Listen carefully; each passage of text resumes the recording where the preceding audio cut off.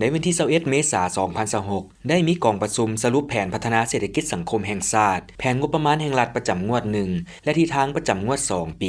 2026โดยการเป็นประธานของทานสันติภาพพรหมวิหารรองนายกรัฐมนตรีกระทรวงการเงินมีคณะรัฐมนตรีคณะกรมอ้อมข้างกระทรวงคณะแผนกการเงินแขวงคลังเงินแห่งชาติประจำแขวงและนครหลวงเวียงจันทน์เข้าร่วมแบบเชิงหน้าและออนไลน์ทั่วประเทศโอกาสนี้ท่านสันติภาพพรหมวิหารได้มีคำเห็นว่าได้สุ่มใส่สรุปตีราคาการจัดตั้งปฏิบัติแผนพัฒนาเศรษฐกิจสังคมแห่งชาติและแผนงบประมาณแห่งรัฐประจำงวด1และทิศทางแผนการประจำงวด2ปี2026และจะได้พร้อมกันลงลึกค้นคว้าประกอบคำเห็นเพื่อความเป็นเอกภาพในการซอกหาวิธีทางออกในการแก้ไขปัญหาและข้อคงค้างต่างๆให้สำเร็จอย่างขาดตัวตามทิศน้ำการสร้างบัตรเลี้ยวใหม่ในการจัดตั้งปฏิบัติแผนพัฒนาเศรษฐกิจสังคมแห่งชาติและแผนงบประมาณแห่งรัฐประจำปี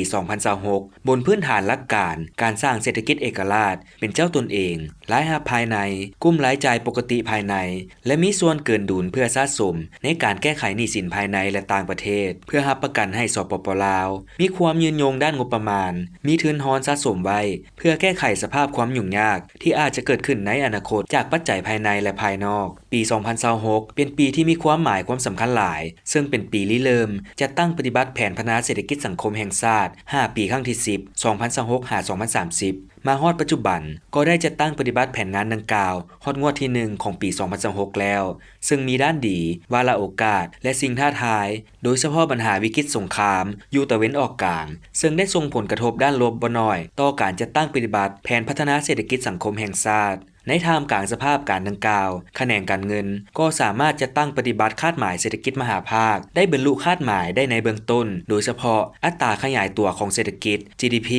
ขยายตัว 5.5% ในไตรมาส1ปี2026พร้อมเดียวกันนั้นบางคาดหมายเศรษฐกิจมหาภาคในการจัดตั้งปฏิบัติแผนพัฒนาเศรษฐกิจสังคมและการจัดตั้งปฏิบัติแผนงบประมาณแห่งรัฐใน3เดือนต้นปี2026ยังสามารถขยายตัวอยู่ในระดับคาดหมายที่วางไว้แต่สภาพเศรษฐกิจลาวเฮายังเป็นเศรษฐกิจที่อ่อนไหวและได้รับผลกระทบอย่างแรงต่อกับวิกฤตสงครามอยู่ตะเว้นออกกลางที่ยังสืบต่อแก่ยาวซึ่งจะเฮ็ดให้การจัดตั้งปฏิบัติแผนพัฒนาเศรษฐกิจสังคมในระยะต่อหน้าจะพบข้อความยุ่งยากและสิ่งท้าทายหลายอย่างเป็นต้นแม้นอัตราเงินเฟ้อจะเริ่มสูงขึ้นในไตรมาส2ปี2026เนื่องจากราคาน้ำมันเชื้อไฟเพิ่มขึ้นเป็นเท่าตัวในท้ายเดือนมีนาเป็นต้นมาซึ่งเป็นปัจจัยหลักที่จะเฮ็ดให้ต้นทุนการผลิตสูงขึ้นเฮ็ดให้ราคาสินค้าและการบริการประเภทอื่นๆเพิ่มขึ้น